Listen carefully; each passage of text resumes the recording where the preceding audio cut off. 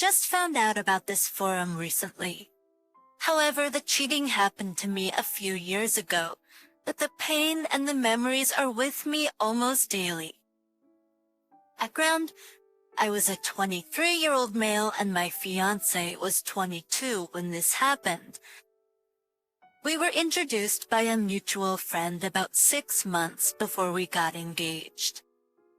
2 months after we started dating, her lease was up at her apartment, so she moved into my 2-bedroom apartment. Thus, unlike most relationships, we almost never argue and get along well, so I didn't see any problem moving in with her. In fact, I thought it was very beneficial to our relationship, as she was really hardworking and covers her own share of the rent without me even asking. She said she loved me, and I was the best boyfriend she's ever had. But before me, she had been in 2 other previous long-term relationships. Her 2 ex-boyfriends were totally abusive to her. She dropped out of college when she was dating her recent ex-boyfriend, partly because she got hooked on drugs. Her parents had to do an intervention for her, and we met when she was completing her rehab. Her parents really liked me because they thought I was a positive influence in her life, and she also felt like she owed it to her parents to make up for all the times she disappointed them. I didn't go to a 4-year college, but I went to a trade school as an electrician, and am currently on a 3-year apprenticeship program. 3 months after she moved into my apartment, everything was fine. Bedroom life was great. Then she told me that she was pregnant, which was unexpected because she was supposed to be on the pill. We weren't expecting to start a family at the time because we were hoping to get married in a few months, and I hadn't finished my apprenticeship program yet. So it was an extra burden for us. At the time when she got pregnant, she was working as a cashier for a local Walmart. We decided to postpone the wedding till the baby was delivered as we were not financially stable, and I was really busy. Fast forward 7 months before she gave birth. Just as our relationship was going strong, and we decided that it's best she stop working until after the baby is delivered. When she gave birth to my son, it was the happiest moment of my life. As a father, I have this overwhelming desire to make sure that my son is well taken care of. Excellent is well taken care of, and I was still working as an apprentice and took on a second job to supplement our income. A few months after my fiancé gave birth to our son, we had a party to celebrate, and most of our co-workers came, mostly women. At first, I thought she would only invite her female co-workers, but 2 of her male co-workers showed up as well. I'm not sure why I thought that. Maybe because I had this idea that it was a women-only thing. I didn't think much of it. I mean, I work with females too, and most of our dispatchers at work are female, and I am friendly with them, but I wouldn't invite them to any social gathering. But like I said, I didn't give much thought to it at the time. I thought the only 2 guys that showed up were cool, and we had some good conversations, and they even made me feel at ease as we talked about guy stuff since most of the guests were women. 6 weeks after the birth of our son, my wife started working part-time because she enjoys hanging out with her work buddies, and I was always working. Luckily, her parents lived a few miles away from us, so they were able to babysit for us. 3 weeks after my fiancé started back her work, we rescheduled our wedding 3 months after. My fiancé picked up an extra shift, and they continued to work 2 jobs as we tried to save up for the marriage, plus we had an extra mouth to feed. I thought my fiancé was working really hard, and I was proud of her, especially since she didn't have to work that hard because my 2 jobs and her part-time job were providing more than enough for us. She also complained that she was feeling bored at home with our son, which was surprising to me since he was barely 3 months old. Her parents are always happy to babysit for us because they work from home. We were both working 2 jobs at the time. My second job was in the evening, generally from 8 p.m. to 12 a.m., and maybe some overtime, and stayed later most of the time, trying to save up for the wedding. My fiancé was working in retail at the time, and it wasn't uncommon for the team of people to go to the pub in the mall or to the club across the street. For full disclosure, I probably didn't like her going out at the time since we had a newborn, and the area that we were living in is somewhat sketchy. I remember coming home from work and didn't see her and our son at the apartment, and she didn't tell me that she would be out that night. So I assumed that her parents were taking care of the baby, and she was out that night with her friends. She must have been hanging out with her friends, I thought, so I drove up to the club to surprise her. And to my surprise, she wasn't there. Her drunk coworkers were there, and they said she just left. She saw her take off with Matthew. Matthew was one of the guys that showed up at my fiancé party. I think my heart sank right there. So I drove over to the restaurant where people would go to, and she wasn't there.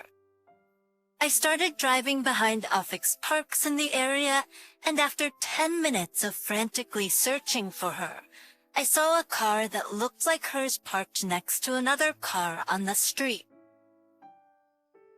I drove past the car that I thought was hers, since the street was a one-way street, so I couldn't make a U-turn on that street. So I decided to make a turn on another street to park behind her car and check it out. I parked a few feet behind her car, opened my driver's door, and started walking towards her car to take a closer look. As I was approaching, I noticed that someone was on the back seat because it looked like someone was keep moving their head up and down. It seemed very strange to me, so I proceeded with caution. The closer I got, the more I noticed that the car was shaking. My heart immediately dropped as I was sure that someone was going at it in the back of my wife's car. As soon as I got closer to the car, I took a peek through the backseat side window and saw Matthew on top of my wife, both fully unclothed, going at it. They didn't even notice that I was staring right at them until I startled them when I started banging on the right side passenger window glass. Literally, as they struggled to find their clothes, I immediately checked to see if the backseat right door was open. Luckily it was. Action, and I opened the door and dragged Matthew out of the car as he struggled to put his boxers on. Chaos ensued. I didn't allow him to put back his shorts. I punched him continuously on his face as he punched me back, and we got into a fight. He was mostly trying to get away because he had nothing on. I took that chance to make sure that he pays for my frustration as I continued to punch him as he struggled to find his keys. He only got the opportunity to run away because my fiancé, now wearing only her bra and undies, came around and started holding me back. My fiancé was saying that, and I quote, "It's not what he seems." It was just a mistake. You're going to kill him. He's just a friend. It took me a while to cool off, and I don't remember much of what happened at that point because I was seeing red. Today, my fiancé and I went to our apartment in separate cars. When we got home, I demanded an explanation, but all I heard was sorry, I was drinking. I didn't know what I was doing, and it would never happen again. And she also said that she was going to quit her job. I told her that she should pack her things, and she's not staying here tonight. And since my son was at her parents' house, I told her to go there and stay for the night. After she left, I couldn't really sleep that night. I was emotionally and physically exhausted. It was then that I noticed that my fist was bleeding, and I had several scratches and bruises.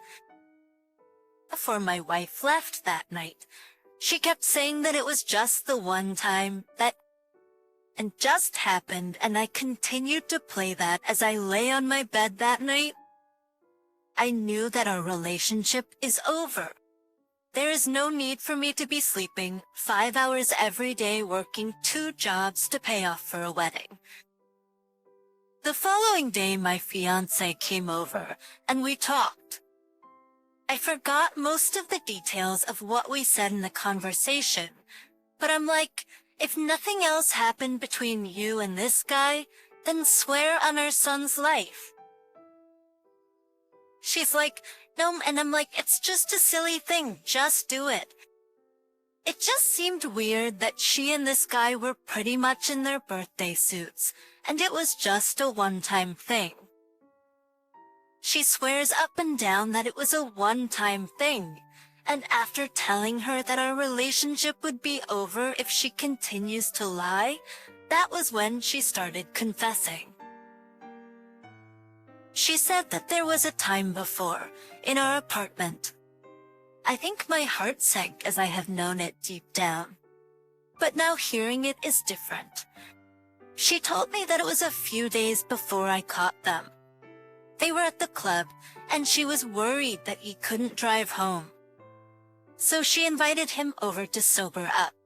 She said they were in the kitchen, and he was getting some water, and he walked up on her and told her that he loved her and started kissing her, and they proceeded to our couch. She's swearing up and down that they didn't have sex, which I find it hard to believe since she felt comfortable in a public area in the car, but your moral compass was okay having me sit on the couch or lie in the bed that you and your partner have screwed around on. She claims that she was on the verge of breaking up with him that day, that I cut them off. The guy knew who I was and always acted like a buddy when I swung by her job. My feeling is that this was a physical and emotional affair that lasted for a few months, and I believe that they hooked up more than 2 times that I know of, but she's taking it to the grave with Chad. She started screaming when I told her that the wedding is canceled.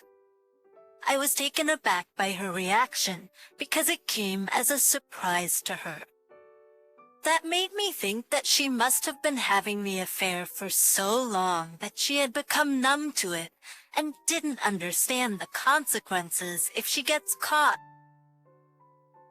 I wanted to separate from her, but we still have a 3-month-old son whom I love very much. I was so lost and confused as I didn't want to kick her out since our son was still so young and I wanted to be around him. I wouldn't want to work on our relationship if it wasn't for my son. I would have kicked her to the curb once and for all.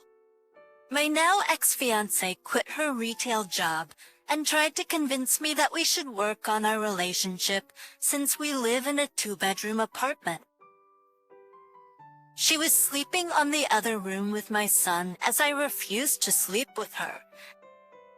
I also quit my other job and focused on my apprenticeship. I was intentionally making myself scarce and not coming home.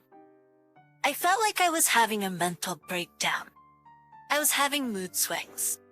One minute I'm going about my business and the next minute I'm crying. It was about a week after D-Day. My boss, whom I was close with, called me and asked me what was going on and that I've been acting differently for the past week. I broke down to him and started crying, which was uncharacteristic of me.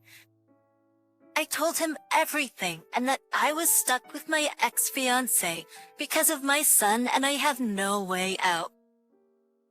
My boss was in his late 50s and had been through 2 divorces and is now single. He mentioned something that really angered and shocked me. He told me that I should get a DNA test on my son just to make sure that he is mine, and if he wasn't mine, then I would be off the hook. For a minute there, I was angry that he would even make that suggestion because I was sure that my son was biologically mine. But the more I think about it, the clearer it became. To use the unexpected pregnancy, Matthew showing up at the baby party, my fiancé picking up extra shifts at work, working hard. I took it upon myself to get a DNA test on my son.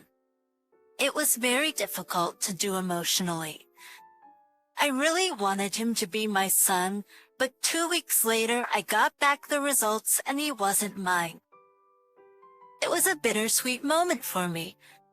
On one hand, I have freed myself from this lying cheater, and on the other hand, I felt bad for the boy that I have called my son and loved for more than 3 months.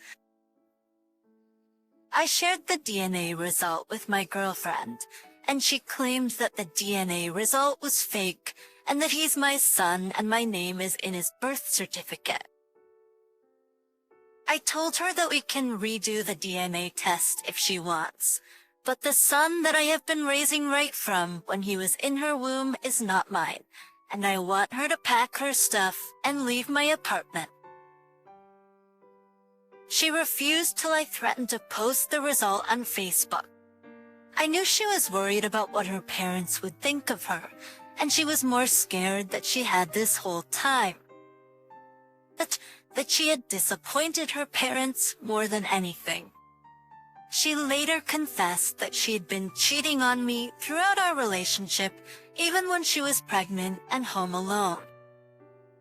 I wanted to get more information about the timeline, and if there were more than one man that she was having an affair with, but I didn't have the stomach for that. I just wanted her gone from my life. I think one of the things that ate away at me is what would have been our end game if I hadn't come back from work that night and hadn't hopped into bed instead of going out to see her at the club. I find it hard to believe that she was on the verge of breaking up with him since I found her having sex with him in her car. How long would this have gone on behind my back? I feel like it went on for a long time. She claimed that she was going to tell him that night that she didn't want to see him anymore. Why couldn't she have done that outside the club? I wonder if she would have kept it up even after our wedding. There was no reason for her to quit cheating. It was really tough helping her move as she cried the entire time.